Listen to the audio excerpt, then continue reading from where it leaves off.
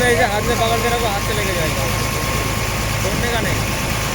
वो हाथ ले लो, दूसरा